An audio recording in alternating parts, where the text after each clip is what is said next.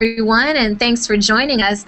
I'm Kim Morton with Hiring Our Heroes here at the U.S. Chamber of Commerce, and it's great to be back on VetNet. It's been a while since I've been on here, but I am so glad to be back, especially with our guest today.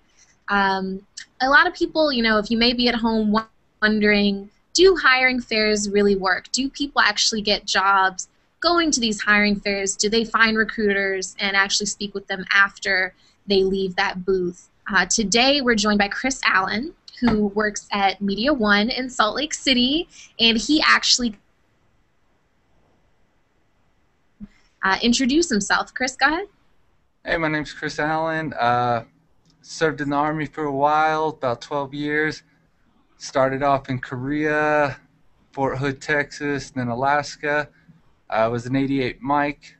I was deployed twice, and had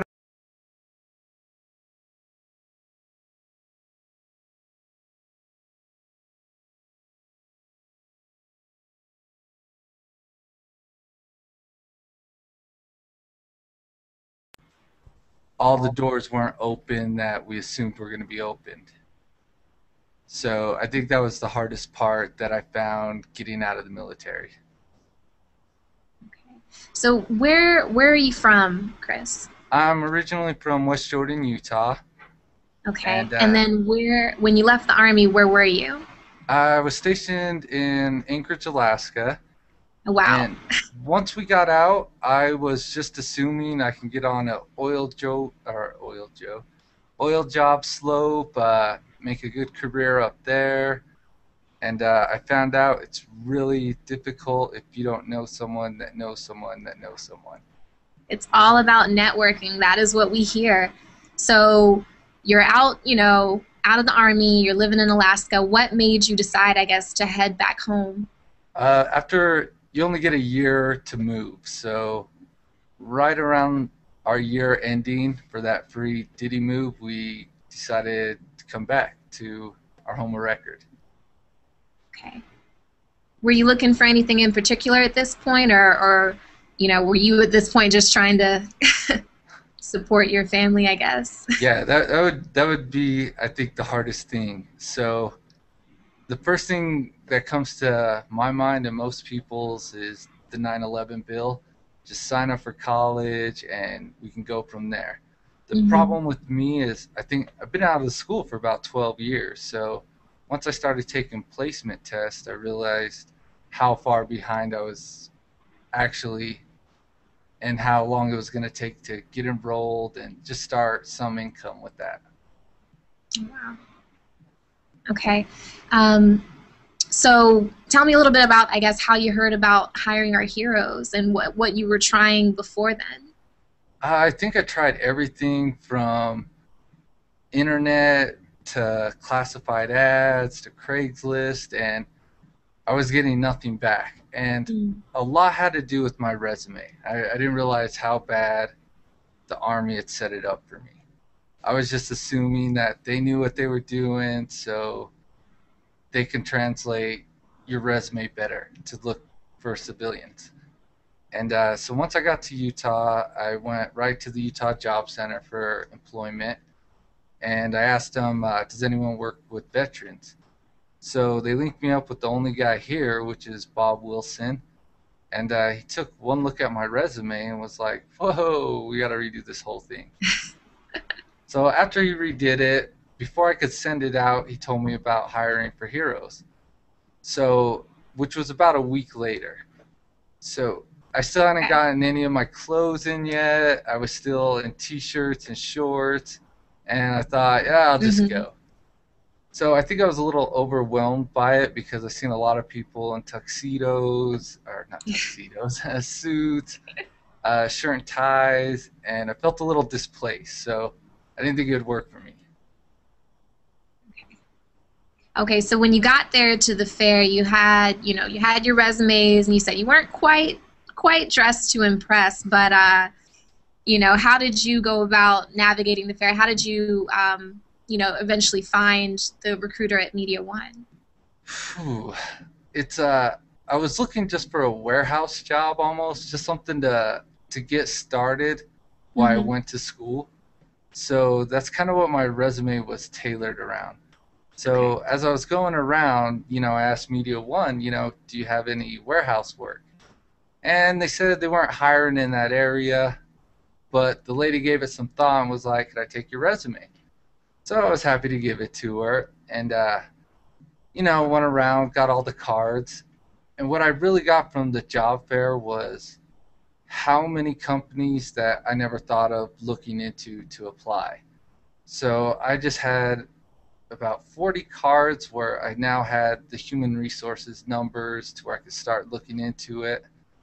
And a day later, the lady from Media One gave my resume to the HR, and they were more looking to hire in-house because they weren't sure if they wanted to hire an apprentice in training. They just Hmm. kind of wanted someone in-house. So once they looked at my resume, they called me right in, and they were really looking for someone that was dependable, would work hard, didn't mind getting dirty, who was a fast learner, and it just seemed like everyone there had that at Media One, or not Media One, at the Hiring for Heroes. Right. So I was really shocked that they got my resume off of that. So I went and interviewed with them. They were really impressed, and they hired me the next day. Wow. That worked out really well for you. We're really glad that's your story from the fair. And I hope it gives a lot of hope to people listening out there that, Chris, like a lot of people, leave our fairs kind of wondering, I'm not leaving the fair with the job, what good was it for me to come here? But like you said, he left with, human resources numbers, he left with human contacts, he left having, met recruiters face to face. So if he were to even go to another fair, they might remember him. Um, but in your case, it did lead to a phone call and an interview. And so tell us a little bit about what you're doing at Media One. So right now I am a pressman in the press room, Mm-hmm. which it's a career job. It's a union job, so everything's based on time, full benefits, full insurance, and I'm just an apprentice and trainee. So they've given me my books to start my apprentice courses. So I think I'm through semester one now, but working on my journeyman card. So I don't know why they didn't advertise this job, but and it was just hiring heroes. So I called you guys up the next day and just said thank you for even starting this fair for people like us, because it's so much easier now to go into a place that I have their HR and just give them my resume instead of just throwing it out online and never knowing what's going to happen with it. Exactly. Never knowing what's going to happen when you have that personal connection. Um, so that's great. So, I mean, do you have any advice for people that are headed to one of our fairs or thinking about going to a fair? I would say your best advice is make sure your resume is good. And I know you guys are very adamant on getting a resume workshop done before the hiring fairs, interview Yes. tasks. Don't miss out on that stuff, because if your resume really doesn't speak to an employer, or just tailored to a lot of different places you guys have there, I would definitely go to the workshop and redo my resume. That's great. So you went from 88 Mike, that is transport, correct? You're right. And so now you're in media. Do you feel like some of your skills and experience from the Army still transferred over into your position now? A lot of the mechanical skills. We do a lot of work on the presses and have to fix it. So a Mhm. lot of the on the fly stuff definitely the military helped with. And Okay. I think seeing long term, once you start off as a private, you just work as hard as you can. So I think it's really hard to start over at 32 and have to put yourself back at the bottom. But Mhm. the military definitely gave me that, let's just keep working and pushing through. And that's what I liked about it.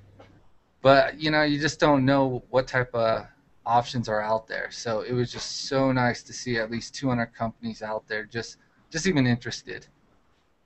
That's great. And have you since, I hope you've since told other people, hiring our heroes might be a good option, or go talk to your local veteran center about how to get your resume fixed up and ready to go. Is it something that you, I guess, would advise people to go to and do? Yeah, definitely. I send everyone over to Bob Wilson, that's a veteran. Even if they have jobs, I'm like, if you want to update your resume, just give it to him and he'll do magic. I like that. Go talk to Bob. That's what I say because he's got a bachelor's degree. He could be doing anything, but he chooses to help veterans. Okay. So I really liked him, so I called him up. I was like, "Oh, thank you. The hiring for Heroes worked. I'm going to get rid of my resume. Stop looking for a career for me." So he was so adamant on not getting me a job but a career.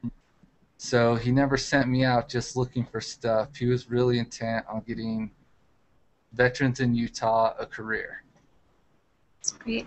I want to track back real quick just to your movement around. It seems like you've been in, a lot of areas around the states and around the world. Do you feel like it made a difference for you moving from Alaska back to Utah? Is there something about kind of the location and the jobs?